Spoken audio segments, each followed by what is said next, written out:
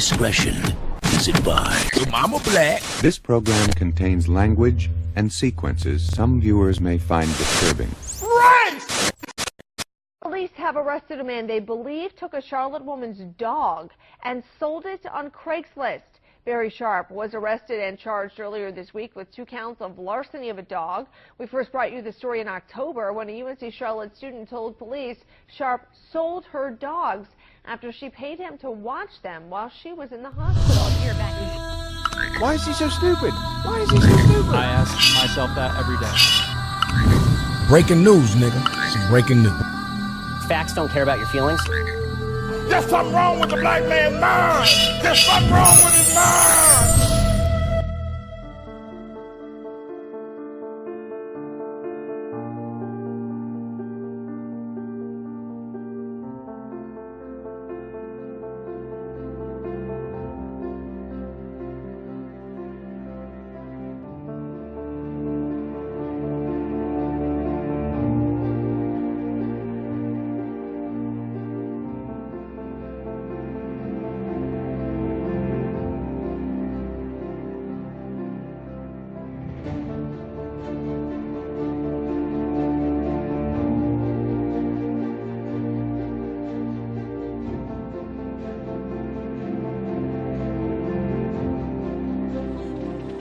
Gives anybody the right to blow at you and tells you that you can't blow back and to get out of a car and shoot a gun. Surrounded by her family and hundreds of others, Kim King asked the question Wednesday night so many are demanding be answered. It's unfair for his life to be taken. I understand that God has another plan for him. Just feet away from the stop sign where her 3-year-old grandson, Asen King, was fatally shot Saturday night, the grandmother spoke strong words to those who have the answers she so desperately needs. Whoever knows what this young man is and is not bringing him forth, to God be the glory for you. King convinced the gunman lives on the street she's now preaching from. Those of you in this neighborhood, I've seen that car in this neighborhood before. I can't tell you what house, but it's been on this street. What we need from you, God, is for you to release your healing. Prayers for relief and resolution in a shooting death that's shaken Little Rock and beyond. I'm asking that you bring him forth because my baby did not have to die in vain. An arrest has been made in the case of 3-year-old Asen King, who was fatally shot in his grandmother's car while she was waiting at a stop sign in Arkansas. 33-year-old Gary Holmes turned himself in to U.S. Marshals Thursday after authorities worked with the suspect's family to get him to surrender. Holmes allegedly shot and killed King in a road rage incident that happened Saturday. Authorities say the suspect pulled up behind the child's grandmother, Kim King Megan, at a stop sign and opened fire after she didn't drive fast enough. King Megan didn't realize her grandson had been injured until she pulled into a nearby JCPenney and saw the 3-year-old had been shot in the neck. The boy was taken to the hospital where he died. Holmes has been charged with capital murder and terroristic threatening. He's expected to be arraigned Friday. And shoveling his driveway, attacked by teens. He says the teenagers came along and offered to shovel for him. And that when he said no thanks, they attacked him. WBZ's David Robichaux has the details. I think it's horrible. Residents on a Brockton street hearing about one of their neighbors who told police he was attacked. It was about quarter to 3 in the afternoon on Saturday that just snowed. A resident of 84 Walnut Street came out here to shovel his driveway. He says a group of about 10 to 15 teenagers came up, asked him if he needed help. When he said no, he claims they beat him with a piece of wood. I was shocked initially. You know, Brockton has its problems, especially with the youth and their unruliness, but this is a shock to find out that actually happened this close to home. Brockton police told me the man called 911. When they responded, he declined medical treatment. Unfortunately, these residents are not strangers to crime. Do you feel this is a safe neighborhood? For me, it's not safe. I think that the police should definitely patrol more. There's a lot of crimes, and people here should be more protected by the police. Brockton police say their detectives are actively pursuing the case. In Brockton, David Robichaux, WBZ News. We begin tonight with that lunchroom fight inside a Maryland high school that sent 3 students to the hospital. Thanks for joining us. I'm Sean Yancey. And I'm Jim Locan for Tony Perkins tonight. The video was recorded by a student at Central High School. A parent sent it to Fox 5 saying he's concerned for his daughter's safety and he wants to see some action from school officials. Fox 5's Lindsay Watts live tonight in Capitol Heights. And Lindsay, any word of what could have started all this? Jim, the investigation is ongoing, but we're being told by school officials that race may have played a role in this horrible clash, that it was a group of African-American students fighting with a group of Hispanic students. The parent who provided us the video says he kept his daughter from school today. She wasn't involved in the fight, but he says it's the racial element that really has him scared. Here's another look at that video. High schoolers out of control in a lunchroom brawl. This happened on Friday. Students punching and kicking each other. 3 students had to be hospitalized after a fight that school officials acknowledge may have been racially motivated.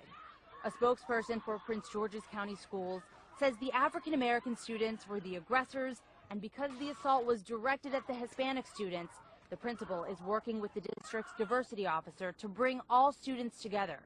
We're told the school is also developing a plan to address safety concerns from both students and parents. I would want more security beefed up. A mother we talked to was horrified seeing the video. I just wanted to know where was administrative security. I'm concerned that it got out of hand like that. You may have had the same thought. We went back and slowed down the video and found at least 3 adults who were trying to intervene. Police say the school resource officer called for backup from Prince George's County Police. We asked the district if there is going to be an increase in security after this. No response yet on that question. The district did tell us that the principal has met with the parents of everyone involved, and all students were part of an assembly to address what happened and try to keep it from happening again. And the district also says that all 3 students hospitalized have now been released. Police tell us that there were no arrests as a result of the fight, and the district says that the students involved were punished in line with school policy. I was able to talk to 2 students here who were in that assembly that was held today. They said what they heard is that most of the aggressors have been expelled. And they also told me they don't believe there's a racial divide at their school. They say they have never seen anything that bad here at State Representative-elect Bruce Franks Jr. was robbed at gunpoint in downtown St. Louis last night. Frank says he was in the parking lot of the Schlafly Tap Room on Locust Street just before 7:30 last night when 2 men held him up. One of them had a gun. They took his car, 2 phones, and other items. Frank posted on Facebook, quote, "Some may have heard I was robbed at gunpoint tonight. I'm glad to be alive. My car and phones and stuff are replaceable. Glad to see my wife and kids. Glad to be alive. I don't have a phone, and I am okay." Battered and bruised, the 69-year-old woman's face shows the violence she suffered at the hands of a robber. She says the man put her in a headlock and then hit her over and over again, and it could have gotten worse if somebody hadn't heard her screams for help. Yes, this all happened 2 nights ago outside the woman's Spalding County home. Fox 5's Patty Pan talked to the victim and joins us now live with this horrible story. Patty. Well, this brutal attack happened not far from where we are here at US 19 and 41 in a small, quiet community. Neighbors tell us that it's always been safe, that is, until now. As for the victim, Shirley Newman, I can tell you that she is still recovering. She tells us that it's God and the belief in justice that is getting her through all of this. We do want to warn you that some of the images you're about to see may be disturbing. This character will be caught. And I hope and pray that somebody does not do to his family what he has done to me. With her injuries from the attack still very obvious, Shirley Newman breaks down and cries when talking about what happened to her Wednesday in the driveway of her home. She had just gotten back from picking up groceries and a newspaper and was in her driveway on Magnolia Drive in Spalding County when the unthinkable happened.